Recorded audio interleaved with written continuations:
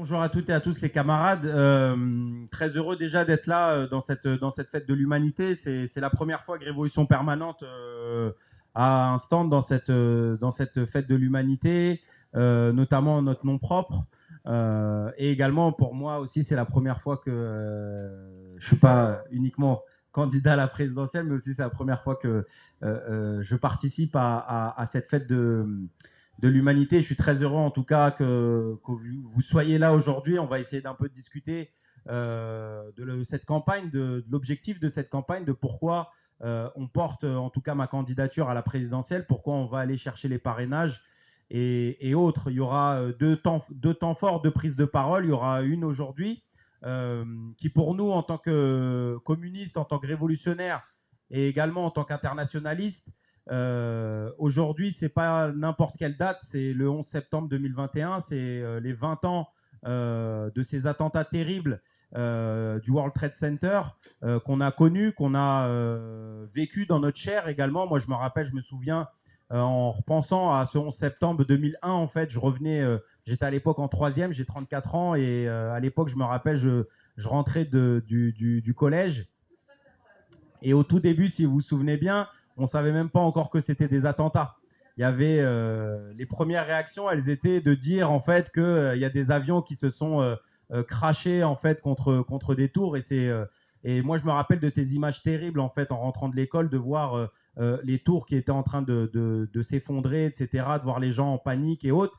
Et toute notre génération, en tout cas la mienne, a été marquée au fer rouge, notamment par ces terribles attentats. Et je voulais qu'on ait pour ces 20 ans une pensée émue et fraternelle avec ces personnes qui ont payé de leur vie l'extrémisme religieux, parce que c'est ça la réalité, c'est le terrorisme. Il faut le qualifier tel qu'il est. Également, ça fait écho dans cette période-là, notamment en France, parce qu'il y a actuellement les procès des attentats du 13 novembre, plus de 130 victimes qui sont mortes de cette barbarie, de cet extrémisme religieux, en fait, qui essaye au nom d'un Dieu, ou je ne sais même pas si eux-mêmes ils y croient, ont assassiné, ont tué des gens. Euh, et moi, j'avais un collègue notamment j'ai un collègue qui a fait partie de ce concert-là dans le Bataclan, qui a été un des rescapés, qui est un camarade ultra combatif qui s'appelle Bruno Poncet, qui est notamment un des dirigeants de la Fédération Sudrail, qui a fait partie de ces attentats-là, qui lui, heureusement, a réussi à s'en sortir, mais qui est marqué à vie par ces terribles scènes, par les scènes qu'il a vues. J'ai un collègue, je me souviens, qui le lendemain, en fait, nous expliquait qu'il avait appris que sa cousine, en fait, avait été assassinée, notamment durant ces attentats. Donc, on a été toutes et tous marqués, notamment ici en France, par ces terribles attentats, et ça nous interroge, en fait. Et nous, on voulait, à l'instar d'autres candidatures qu'on peut voir actuellement sur la présidentielle 2022, où on a l'impression que la problématique, en fait, elle serait nationaliste, elle serait souverainiste. Nous, en tant que communistes révolutionnaires et internationalistes, on considère que pour cette première prise de parole, la question que nous, on veut essayer d'évoquer avec vous aujourd'hui, et notamment qu'on veut mettre au cœur de cette campagne présidentielle, c'est la question de l'internationalisme, c'est la question de l'anti-impérialisme, c'est la question de l'écologie, c'est la question de l'antiracisme, en fait. C'est tout ça que nous, on a envie notamment de porter dans cette campagne présidentielle. Je parlais des terribles attentats du 11 septembre, mais également ceux qu'on a connus ici en France. Mais on doit aussi s'interroger et réfléchir politiquement, en fait, sur d'où viennent ces fondations, en fait, d'où viennent les fondations notamment du terrorisme islamiste, en fait, d'où viennent les fondations de ce qui se passe notamment à l'échelle internationale lorsqu'il y a des attentats, lorsqu'il y a des déstabilisations de régimes et autres. Nous, on considère qu'il y a un socle primordial et important, c'est celui de l'impérialisme, en fait, des grandes puissances mondiales. Il y a des images qui aujourd'hui nous ont toutes et tous marqués durant l'été. C'est cette fuite des puissances impérialistes, en fait, qui ont fui Kaboul, en fait, à voir que des personnes ont préféré s'accrocher au fuselage d'un avion plutôt que de vivre sous la terreur des talibans, en fait, sous le fait de se retrouver dans une forme de régime totalitaire, en fait, à ne plus pouvoir vivre, dire que des gens ont été projetés de ce fuselage d'avion. Vous imaginez les scènes terribles, en fait, de personnes qui se sont dit peut-être que je vais m'en sortir comme ça en m'accrochant au fuselage d'un avion plutôt que de rester vivre ici, quoi. À quel point c'est terrible de voir que tout ça, on ne peut le comprendre que si on comprend toutes les fondations, en fait, des politiques impérialistes, des politiques militaires et de déstabilisation des régimes, en fait, qu'il y a en place, de politiques, en fait, d'oppression et d'exploitation des peuples, que ça soit en Afghanistan, que ça soit dans le Moyen-Orient, que ça soit dans le Sahel actuellement avec l'armée française, que ça soit au Mozambique, que ça soit au Mali, etc.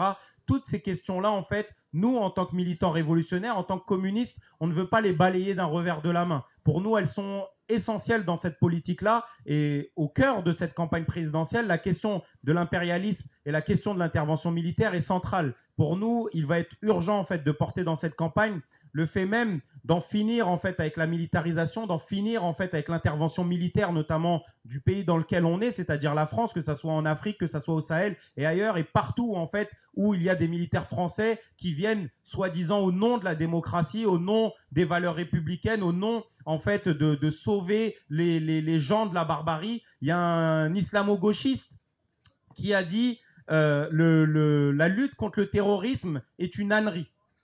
Il a dit la lutte contre le terrorisme est une ânerie, elle ne fait que renforcer le terrorisme. Cet islamo-gauchiste, vous le connaissez, il s'appelle Dominique de Villepin.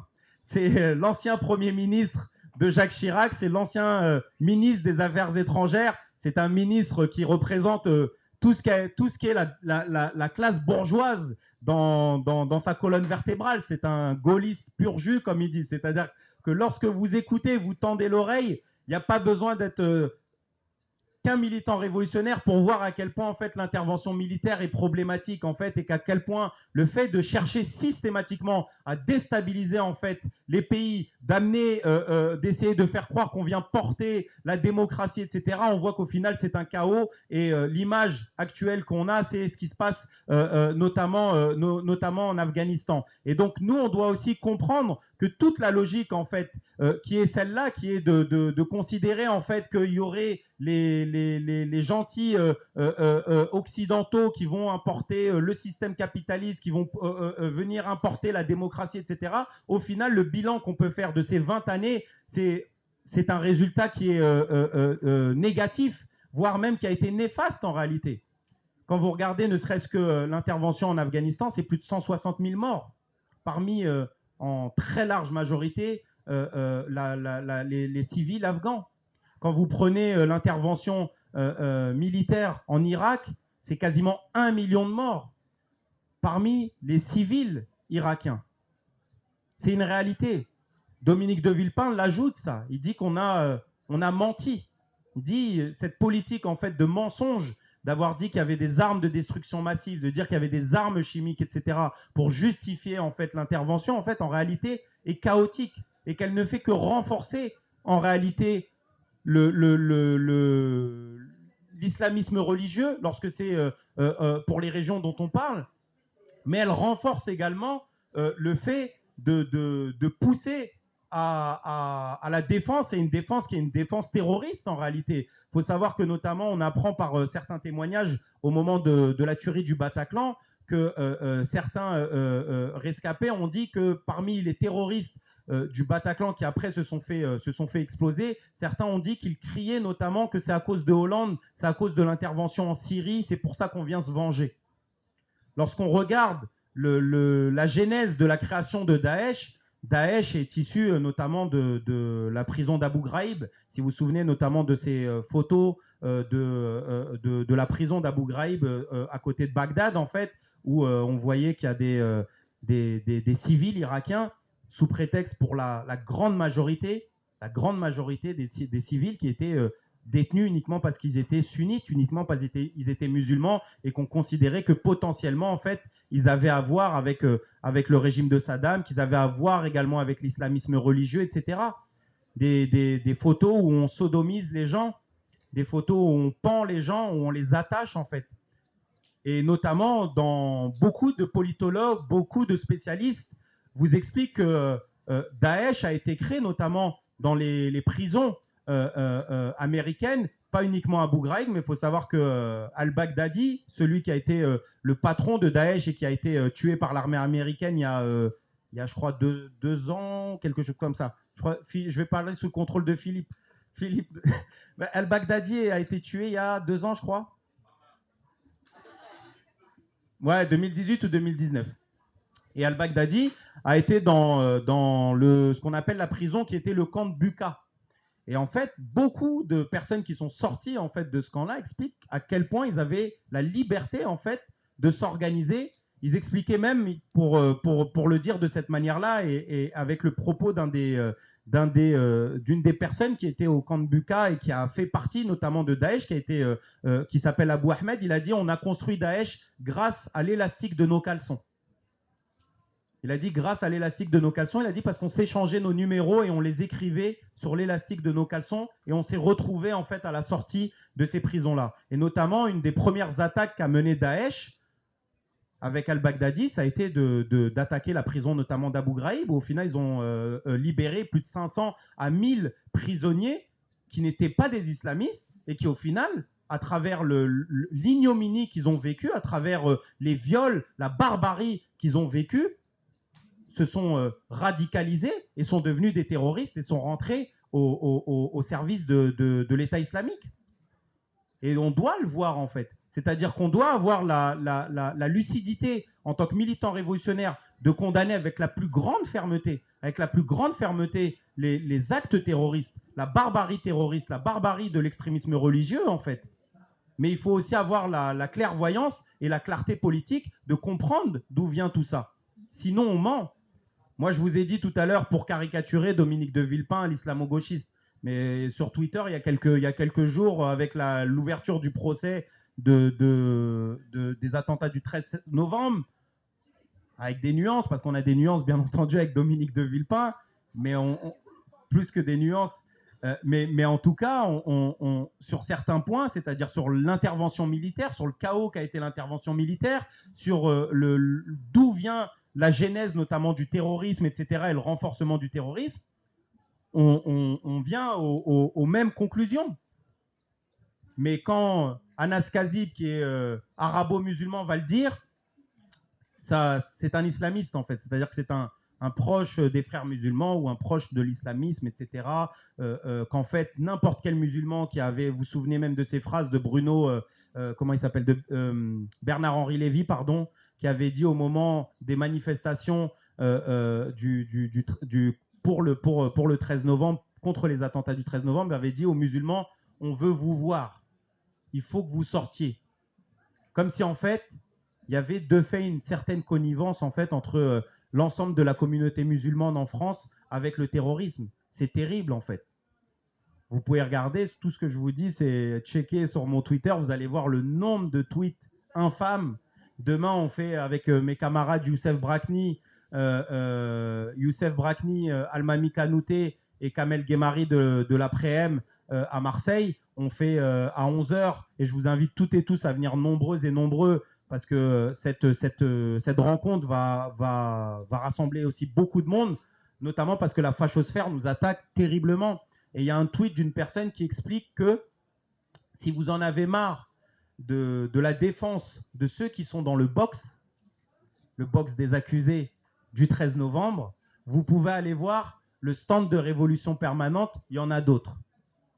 C'est-à-dire que demain, ici, moi-même, Youssef Brakni, Almami Kanouté et Kamel Guémari, pour la fachosphère, on est comparé à Salah Abdeslam, on est comparé à l'ensemble des personnes qui ont été de près ou de loin liées aux attentats du 13 novembre. À quel point c'est terrible en fait. Alors qu'on va répéter par moments les mêmes propos qu'un bourgeois de toute la bourgeoisie qui est Dominique de Villepin, qui a été ministre des Affaires étrangères, qui a été là dans le cœur des bureaux, qui sait ce qui se passe dans la Maison Blanche, qui sait ce qui se passe dans l'Élysée et qui arrive à 20 ans après les attentats du 11 septembre, après l'intervention en Irak, après l'intervention en Afghanistan, à la conclusion de dire que au final, cette intervention militaire en réalité n'a fait que créer en réalité plus de désastres et à renforcer le terrorisme, ça passe.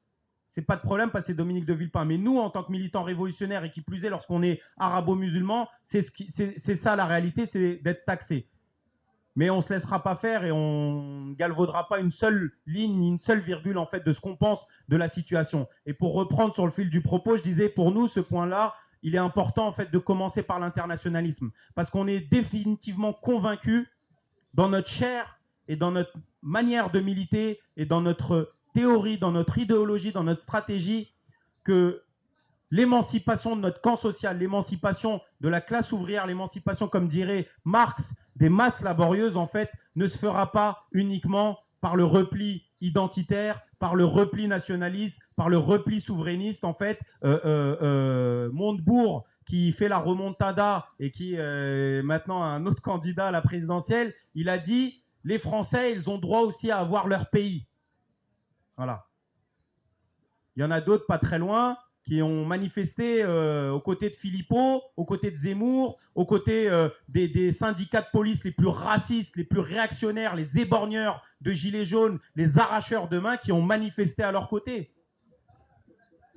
Il y a d'autres personnes qui considèrent qu'il faut se replier, que la lutte contre les inégalités sociales, que la lutte contre le climat, en fait, va se faire à travers notre pays, à travers l'Hexagone, à travers le fait de mettre des pistes cyclables, de mettre des vélos électriques, de mettre des buissons. Ça ne nous intéresse pas ce que fait Bolsonaro. On s'en fout de Bolsonaro. C'est pas grave. Qui détruisent la moitié de l'Amazonie pour faire du soja pour l'agro-business. Ça ne nous intéresse pas. Ça, on s'en fout des incendies en Kabylie. On s'en fout qu'au fin fond de la Sibérie, il fasse 48 degrés. On s'en fout des incendies au Canada. On s'en fout du tremblement de terre en Haïti. Nous, on est les Gaulois. On est des Français. Moi, ce qui m'intéresse, c'est de savoir est-ce que les gobelets en plastique dans ma tôle, on va me les retirer ou pas? Je le dis de manière caricaturale, les camarades, vous avez compris. Mais c'est pour comprendre que ce n'est pas possible. Que face à l'urgence climatique, il n'y a qu'une seule réponse. C'est l'urgence révolutionnaire. C'est le soulèvement en fait des masses. Merci. Parce que la réalité, elle est celle-là. Parce que nous sommes dépossédés en fait si on ne met pas les bons mots. Parce que Yannick Jadot, il considère que le capitalisme vert, c'est possible. Il pense qu'on peut discuter avec Patrick Pouyanné de la raffinerie de Grand Puy, de Total. Total pèse quasiment 80%, d'accord, 80% du budget de l'État français. Il pense que l'État français peut décider de ce que va faire un État industriel, si je peux l'appeler de cette manière-là, parce que c'est un État. Le moment où je pèse quasiment autant que toi, qui est la 5e ou la 6e puissance mondiale, tu vas rien me dire. Ils pensent qu'on peut négocier avec ces gens-là.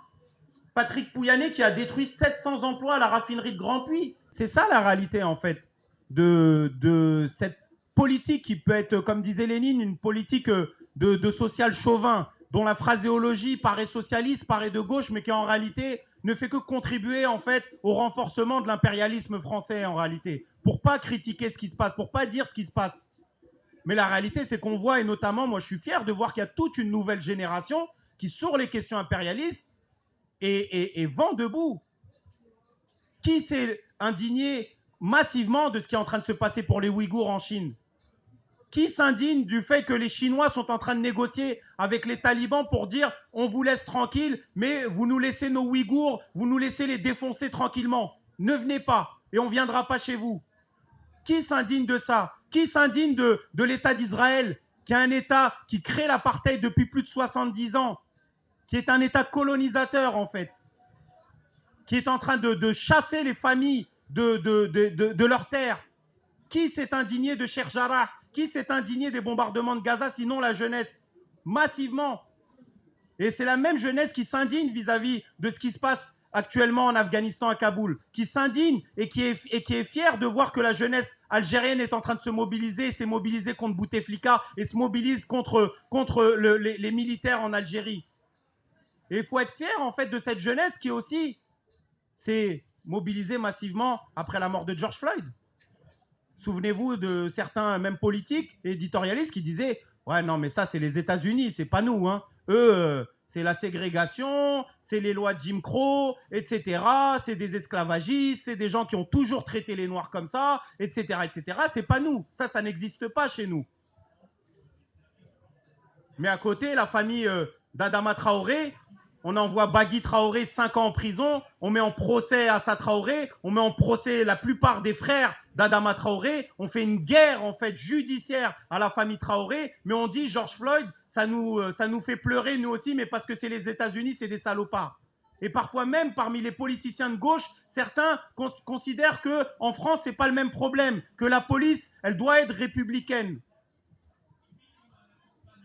Donc nous, on doit venir dans cette élection présidentielle pour porter en fait ces sujets-là, notamment autour de l'intervention militaire, autour de l'impérialisme en fait français. C'est primordial. Et pour revenir sur la question de l'écologie, comment on peut lutter face à l'urgence climatique si pendant que vous prenez des mesures, je dis pas, hein, il peut y avoir des mesures qui au demeurant, localement, peuvent être intéressantes et peuvent aller dans le bon sens. Que ce soit les questions sur le plastique, que ce soit sur les questions du renouvellement des énergies fossiles, etc., par d'autres moyens, ça a le mérite de porter quand même une réflexion et un sujet sur le fait de penser différemment notre société. Je pense même à nos camarades, on n'a pas stratégiquement, on ne pense pas la même chose. Avec les camarades qui sont dans les ZAD, qui préconisent des mouvements dits autonomes et autres. Mais ça a le mérite de poser le fait qu'il y a quand même une nécessité de repenser aussi un modèle de vie. Dans ce sens-là, on peut discuter, on peut être d'accord. Mais stratégiquement, on ne peut pas penser une seule seconde que le repli sur soi, le localisme ou le souverainisme peut changer les choses. Parce que vous pouvez prendre les meilleures mesures, les camarades. Mais il n'y a pas un dôme au-dessus de la France. Parce que pendant que vous prenez des mesures, du côté de l'Afrique, je disais, Patrick Pouyanné, il fait passer un pipeline de plus de 1500 km qui rase des villages entiers, notamment au Burkina. Pendant que nous, on parle, il y a des princes émiratis qui détruisent des îles en Malaisie pour récupérer le sable, pour faire des buildings de 800 mètres ultra climatisés où il n'y a personne dedans. Pendant que nous, on parle, Bolsonaro crame des pans entiers et participe au fait de la déforestation importante. 57% des gaz, des émissions de gaz à effet de serre, les amis, c'est l'effet de l'agrobusiness. C'est l'effet de l'agrobusiness. C'est Nestlé, c'est toutes les grandes compagnies, en fait, c'est les hectares et les hectares de bestiaux au Brésil, en Argentine, au Canada, aux États-Unis et autres, notamment. C'est ça le principal problème dans la crise climatique. Ok, moi je suis contre le fait qu'on salisse par terre et qu'on jette une bouteille en plastique. Ou ok, on n'est pas en train de dire c'est pas grave jeter des papiers salisse. Mais la logique réelle et centrale pour penser à l'avenir des générations futures face à la sécheresse, face à tout ce qui est en train de se passer, c'est de considérer qu'il y a un problème central. Il n'y a pas une crise du climat. Je vais peut-être vous apprendre quelque chose, mais il n'y a pas de crise climatique. Il y a une crise du système capitaliste. Le climat n'est pas en train de s'autodétruire de lui-même. Il n'y a pas une bombe à retardement. Le climat, il a dit à partir de 2021, j'ai décidé tout doucement de m'assécher, de commencer à mettre des... Non. C'est le fait de tirer au maximum, en fait, les énergies fossiles de la Terre, c'est d'utiliser, en fait, le maximum de ce qui est possible. Ils ont déjà dit au mois de juillet, on a déjà fini les ressources d'une seule année. Vous imaginez, à la moitié de l'année, maintenant, on a déjà utilisé les ressources potentielles d'une année complète. Mais sinon, on ne pointe pas le système capitaliste, en fait. Si on ne pointe pas le fait qu'il est en train de jouer sur notre santé, qu'il est en train de jouer sur la planète, si on ne pointe pas le fait que pour être écologiste, pour être contre ce dérèglement climatique, il faut être profondément révolutionnaire, il faut être profondément anticapitaliste et qu'il faut profondément en fait lutter pour en finir avec la propriété lucrative des moyens de production, on fait du jardinage ou du charlatanisme, comme je dis. C'est des charlatans, les gens qui vous disent « vous inquiétez pas, rien que dans mon pays, rien que si moi on m'élit, en France, je vais essayer d'améliorer la situation. » Parce que c'est faux. Parce que si on ne s'attaque pas à ce que fait Bolsonaro, on ne fait rien. Si on ne s'attaque pas à ce que fait le prince aux Émirats, on ne fait rien du tout. Si on ne s'attaque pas au fait qu'on est en train d'enfouir des batteries au lithium dans des pays en Afrique, etc., on ne fait rien du tout, les camarades. Et c'est pour ça que nous, on considère que dans cette dans cette campagne présidentielle, la question de l'impérialisme, la question de l'armée, de l'intervention, de la déstabilisation et autres, qui est liée, ce sont tout ce que je vous raconte, les camarades, ce sont les pièces d'un même puzzle. Pourquoi on déstabilise? Moi, je vais vous raconter une histoire. Il y a une époque, je faisais les chauffeurs Hitch. Il y a, je sais plus, je crois que c'était en 2011 ou quelque chose comme ça. Il y a presque 10 ans. Et un jour, j'ai fait monter dans ma voiture un soldat qui est de la Légion étrangère, qui était un gars qui est originaire des Barbades, etc. On a discuté longuement. Et il est intervenu en Afghanistan, il est intervenu en Irak. Et du coup, il m'a un peu raconté ce qui se passait. Il m'a dit déjà, il faut savoir que la plupart du temps, les informations quand nous on voit en France, elles sont très décalées par rapport à la réalité du terrain, ça c'est la première chose. Mais il m'a dit surtout que l'essentiel de leur intervention, elle est de la protection des grands groupes capitalistes en fait. Il m'a dit la plupart du temps, nous on est en hélico avec le patron de Total, avec le patron de la General Electric, on est avec des diplomates en fait qui sont en train de businesser.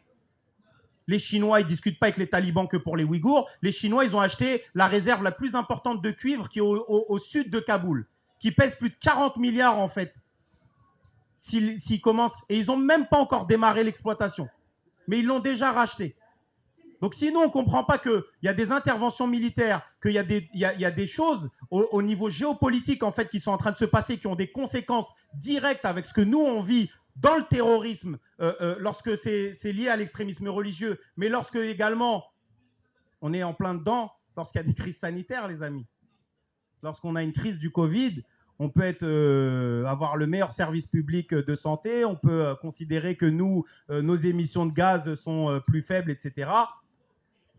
Il n'y a pas de barrière autour. Il n'y a pas de dôme qui vous protège de quoi que ce soit. Et ce n'est même pas notre envie. Moi, je ne sais pas pour vous, mais je pense qu'on partage un peu les mêmes valeurs. Moi, je ne suis pas pour que mon frère en Éthiopie, en Russie, en Pologne, au Mozambique ou autre, il crève la dalle et il se fasse bombarder ou il se fasse tuer. Et que moi, le petit Français qui vit à Épinay-sur-Seine, tout se passe bien pour moi. Et je me dis, bah, chacun sa merde. L'essentiel, pour moi, c'est que tout se passe bien. Non, on a une vision, en fait, on a envie que ça se passe bien aussi à l'échelle des masses qui sont exploitées, opprimées partout dans la planète. Mais si nous, on ne le dit pas, vous ne pensez pas que si dans cette présidentielle, en fait, on parlait de la Palestine, si on parlait de la levée des brevets vaccinaux pour les pays qui en ont besoin, qui n'ont pas de vaccin, qu'on parlait de ces pays comme la Tunisie, l'Algérie, qui certains se battaient dans des parkings d'hôpitaux pour des bouteilles d'oxygène, alors qu'ici en France, on ferme des entreprises comme Air Liquide. Vous imaginez? Il y a tellement de choses qu'on pourrait faire.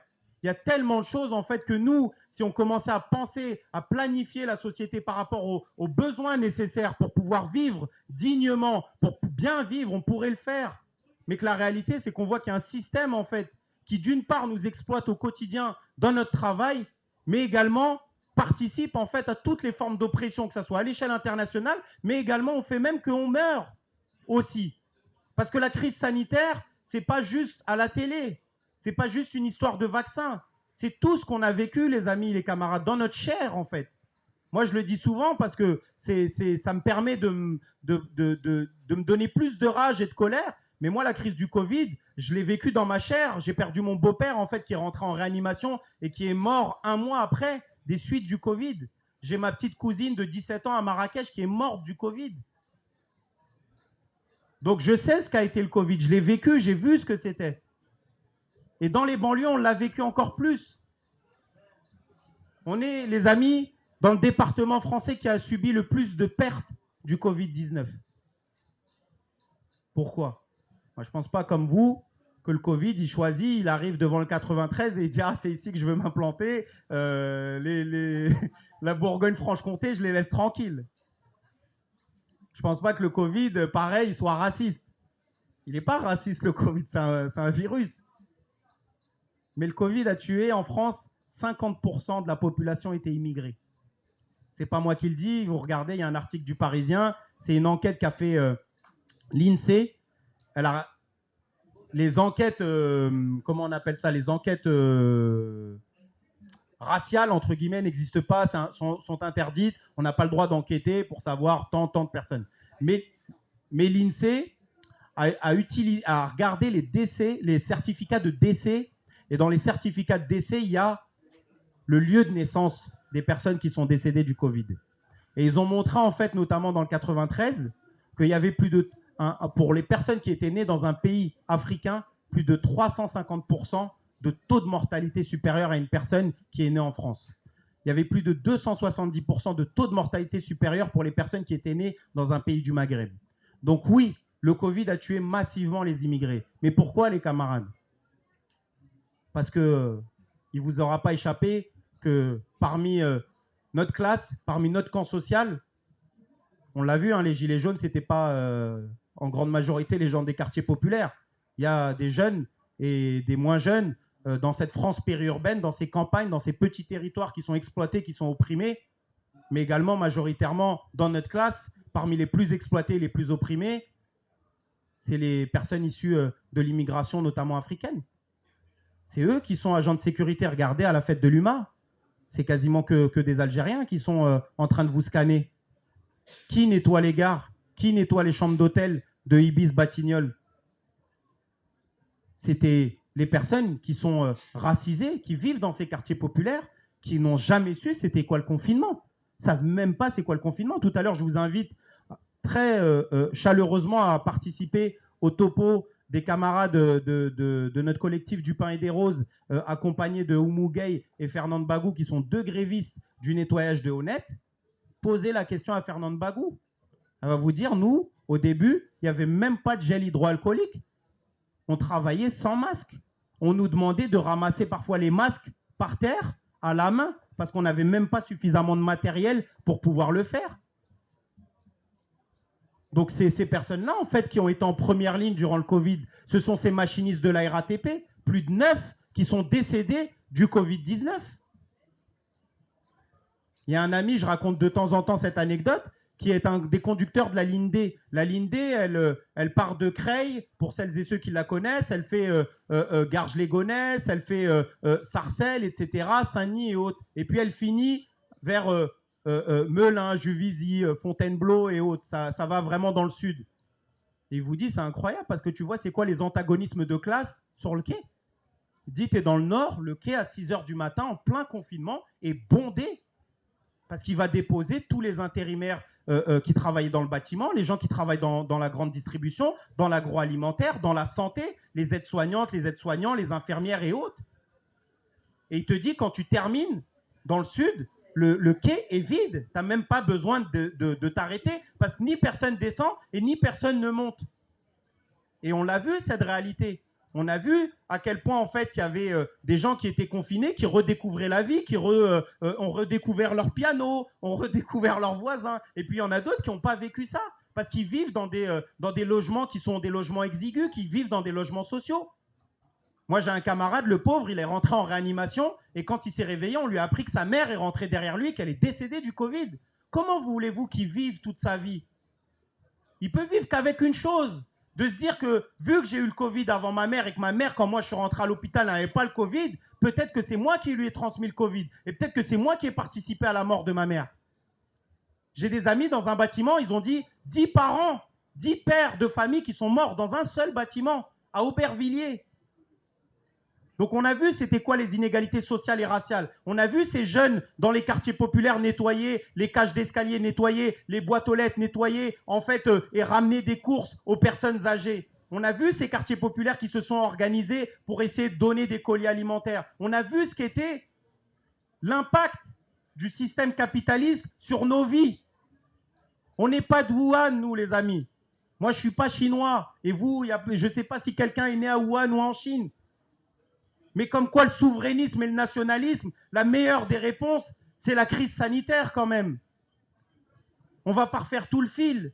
Mais souvenez-vous du début qu'à un moment donné, la France, elle devait acheter des masques en Chine et que les États-Unis, ils ont posé beaucoup plus et leur ont dit cassez-vous. Souvenez-vous du début où ils se sont tous planqués. Elle est où l'Union européenne? Elle est où l'entraide, la fraternité? Il n'y avait pas de fraternité. Chacun pour sa peau. C'était ça la réalité du Covid. C'est ça la réalité de leur système. Ils essaient de nous faire croire qu'ils sont là pour l'entraide, pour la solidarité. Il n'y a eu aucune solidarité. Les seuls qui ont été solidaires, ça a été les prolétaires face aux difficultés. C'est eux qui se sont entraidés, c'est eux qui sont partis donner des colis alimentaires, c'est eux qui sont partis voir si les personnes chez elles, elles allaient bien. C'est eux qui ont fait tourner les bus, qui ont dit non, on va continuer à travailler. J'ai un camarade qui s'appelle Gaëtan Grassia qui travaille dans l'aéronautique chez un sous-traitant d'Airbus. Il fabrique des rivets pour l'aéro. Mais il disait, mais on ne comprend pas pourquoi on continue à fabriquer des rivets. Tout le monde est confiné. Pourquoi on fabrique des rivets? Laissez-nous. On peut fabriquer des respirateurs artificiels. On peut vous fabriquer même des lits si vous voulez. J'ai un autre camarade qui s'appelle Vincent Duze. Il travaille à PSA Mulhouse. Et pareil, mais pourquoi on fabrique des bagnoles? Tout le monde est confiné. Il y a écrit restez chez vous. Et nous, pourquoi on va fabriquer des Citroën? Il y a une camarade, elle étiquetait des bouteilles de vin en plein confinement. Mais qu'est-ce que tu vas étiqueter des bouteilles de vin en plein confinement, en fait? Et partout dans les entreprises. Et ceux qui ont été en première ligne, en fait, et qui ont permis notamment que cette première vague, elle soit la moins terrible possible, ce sont celles et ceux, parmi les ouvriers, parmi les militants syndicaux, qui ont été en première ligne pour dire il faut en finir, en fait, avec cette gestion, en fait, sanitaire qui est catastrophique. Parce qu'il n'y avait pas de masque. Je vois mon camarade Ahmed Beral, faites du bruit pour Ahmed Beral, camarade de la RATP. Ahmed Beral, il pourrait vous raconter comment il a fouillé les bus de certains dépôts un à un pour vérifier le nettoyage, la désinfection des bus, à quel point avec ses camarades, ils ont lutté pour arrêter la vente des tickets dans le bus. Tu me demandes de ne pas avoir de contact, tu me demandes de garder 1 mètre, etc. Mais tu me dis de toucher la monnaie et d'échanger des tickets avec des gens. C'est un non-sens. Mais heureusement qu'il y avait des Ahmed Beral, des Gaëtan Grassia, des Vincent Duze et autres qui ont fait en sorte de mettre la pression. J'ai un autre camarade, j'adore parce que je vous parle du terrain, les amis. Parce que le Covid, on le raconte qu'à travers ceux qui ont la Légion d'honneur et qui font partie du conseil scientifique. Ceux qui ont dit que le masque, il servait à rien et qui ne comprenaient pas. Véran, il a fait un tweet, il a dit « Je suis au-dessus de ma fenêtre, je ne comprends pas, les gens, ils sont dehors, ils mettent le masque, ça ne sert à rien du tout. » Je vous assure, recherchez le tweet de Véran, il dit ça. Si Betendia, elle dit « Je ne sais même pas le mettre, même s'il fallait que je le mette. » Agnès Buzyn, qui est en procès, a dit « Je peux me présenter à la mairie de Paris parce que la crise, elle est derrière nous. » Donc elle, déjà, en février, il n'y avait rien. Elle a dit « C'est déjà fini. » Donc c'est quand même incroyable. Et heureusement, en fait, ces prolétaires qui sont en première ligne, c'est eux, en réalité, qui ont été les invisibles de tout ça. C'est eux qui ont permis, notamment, que déjà, d'une part, on puisse se nourrir, on puisse se déplacer lorsqu'on a besoin de se déplacer, qu'on puisse se soigner lorsqu'il y avait besoin, mais également de permettre en fait que la crise elle soit la moins haute possible, parce que déjà la première vague était terrible, il n'y avait pas de tests, il n'y avait pas de masque, il n'y avait rien du tout, mais heureusement que les camarades dans ces entreprises ont fait le nécessaire, et le camarade que je voulais citer, c'est Christian Portas, un camarade qui travaille dans l'entreprise d'agroalimentaire. Il fait de la boulangerie industrielle pour Carrefour, Lidl, etc. Enfin, ce sont ces camarades-là en Moselle qui fabriquent la boulangerie industrielle des grands groupes de la grande distribution. Et il a dit à un moment donné, en fait, le patron, il leur avait demandé de jeter des tonnes et des tonnes en fait, de denrées comestibles, de baguettes et autres. Et avec ses camarades, en fait, ils se sont auto-organisés. Ils ont menacé de la grève, en fait, le patron, et lui ont dit, tu jettes pas ça, on va le redistribuer gratuitement. On va pas le jeter. Vous imaginez, les gens, ils crèvent de faim. Il y a des files d'attente immenses dans les cités, au Franc-Moisin, à la Courneuve, à Aubervilliers et ailleurs. Et toi, tu vas jeter du pain, des croissants et autres. Et ce sont ces camarades-là, en fait, qui ont été en première ligne. C'est nous qui avons été en première ligne durant tout le Covid. Et ça doit être cette marque au fer rouge, en fait, elle doit nous prémunir de la connerie du souverainisme et du nationalisme. Parce que c'est une connerie, en fait. Moi, en tant qu'internationaliste, je suis enthousiaste. Même si ça ne lutte pas chez moi, je suis enthousiaste de voir qu'au Liban, on va monter dans un ministère et on va dire c'est le ministère de la révolution ici. Je suis enthousiaste quand je vois qu'il y a mes camarades en Équateur, au Chili, en Colombie, en Algérie, au Soudan et ailleurs, en fait, qui luttent pour leur émancipation, qui luttent contre un système qui essaie de les exploiter et qui essaie de les opprimer. Je suis fier, en fait, d'avoir été avec les Gilets jaunes et de voir que même jusqu'en Irak, dans un certain nombre de pays, jusqu'en Algérie, en fait, on a pris exemple sur les Gilets jaunes qui étaient en train de se battre. Moi, je me rappellerai toujours de cette Gilet jaune avec qui on a discuté, je crois que ça devait être mi-décembre, quelque chose comme ça, et qui disait, moi, avant, j'étais raciste. Mais depuis que je suis dans le mouvement des Gilets jaunes, je ne le suis plus. Et avec une lucidité Incroyable, les camarades. Incroyable. Comme quoi, lorsque les masses font leur expérience dans la lutte de classe, ça vaut toutes les lectures, ça vaut tous les livres de Marx, de Lénine et autres. Et Lénine lui-même le dit, que l'expérience dans la lutte des classes des masses est beaucoup plus importante que n'importe quelle propagande qu'on peut faire à petite échelle. Et elle m'a dit, quand je vois ce qu'ils sont en train de nous faire en plein jour, avec BFM, CNews, etc., elle m'a dit, j'imagine même pas ce qu'ils doivent faire dans les quartiers populaires à 2 h du matin.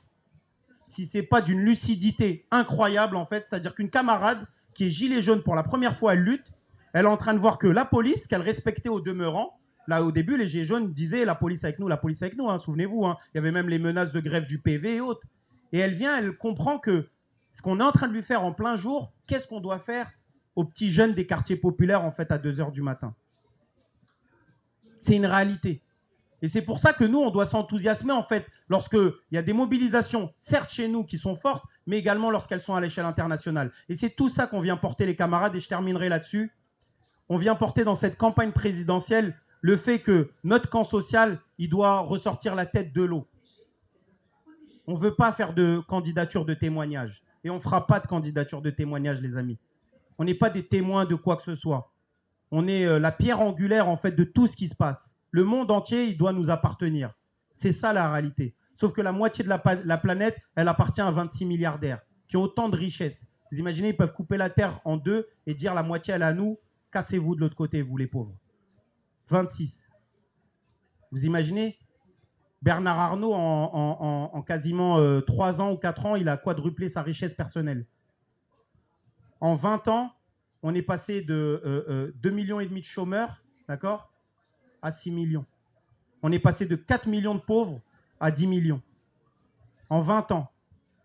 Il n'y a que de la régression sociale, que de l'appauvrissement, que de l'exploitation, que de l'oppression. Donc nous, on vient témoigner de rien du tout ici. Nous, on vient prendre notre part.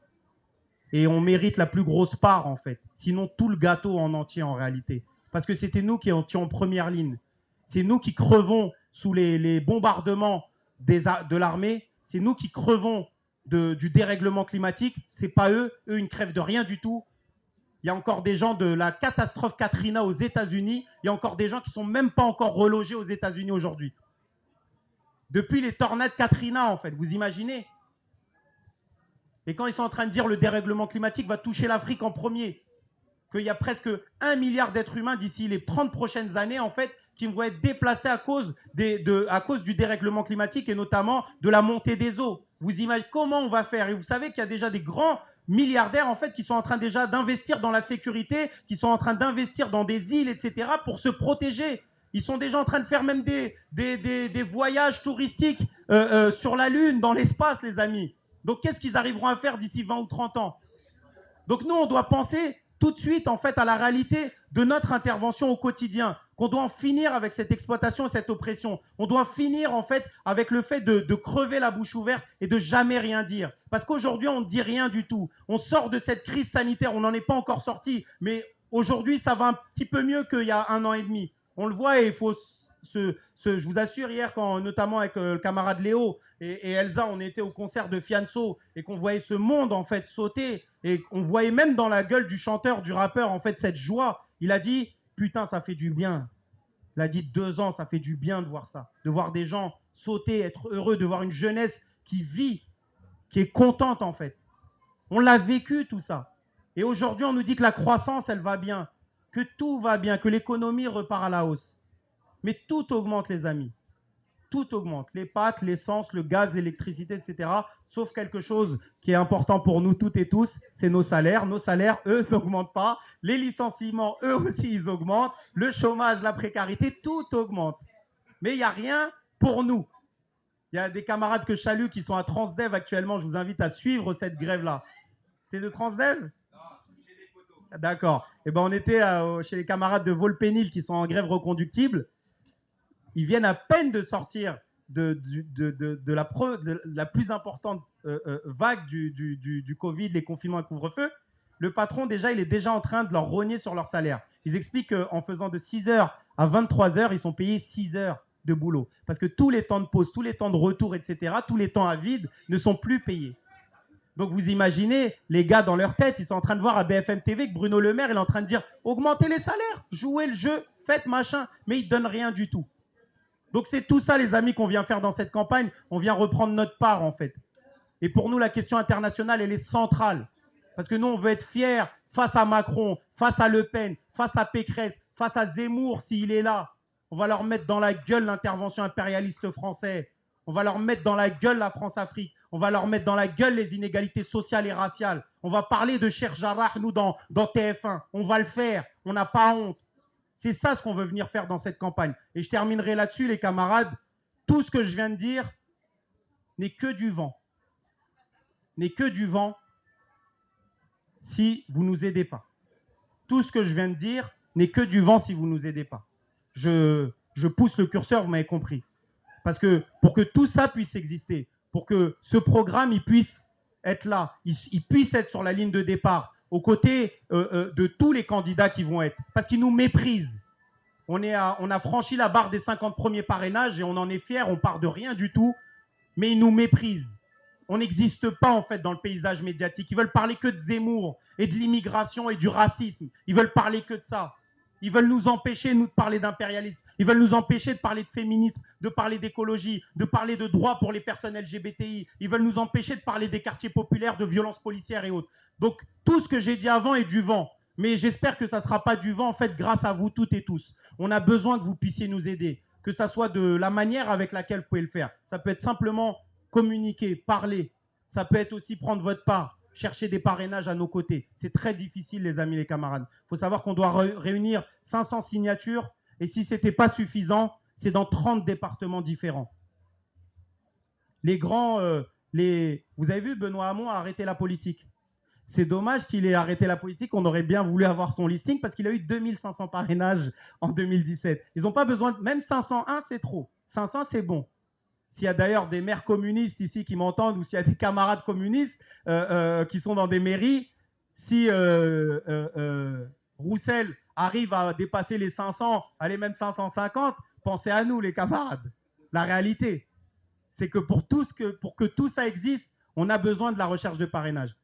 On a besoin d'avoir ces signatures-là. Et c'est difficile en fait. C'est une montagne pour nous.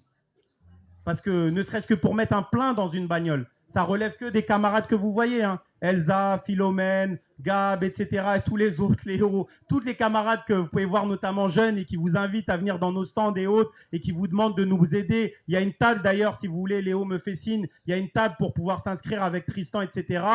On a besoin de votre force. Parfois même le permis nous manque, parfois même une bagnole. Et on a besoin, bien entendu, de finances. Parce que sinon, c'est impossible. Sans argent, on n'aime pas, nous, l'argent. On est révolutionnaire, on est communiste, on est pour une autre société. Mais malheureusement, pour pouvoir porter notre parole, pour porter la voix de celles et ceux d'en bas, eh ben, malheureusement, ils nous ont mis plus que des barrières. Ils ont leurs médias, leur justice, leur police. Nous, on n'a que notre force de conviction, que notre détermination, la solidarité, la fraternité. Et donc, chers camarades, aidez-nous à participer à cette campagne. Aidez-nous à chercher les 500 parrainages. Et si vous avez de l'argent dans vos poches, si vous avez un carnet de chèques, si vous avez une carte bleue, si vous avez quoi que ce soit vous le faites sur le www.nascasip2022.fr, soit vous le faites ici. Et on sera fiers, en fait, que cette campagne présidentielle, cette candidature, elle puisse être là sur la ligne de départ et on dira que ça s'est fait notamment grâce aux camarades qui étaient là présents dans cette fête de l'humanité et dans ce stand-là aujourd'hui. Merci beaucoup les camarades.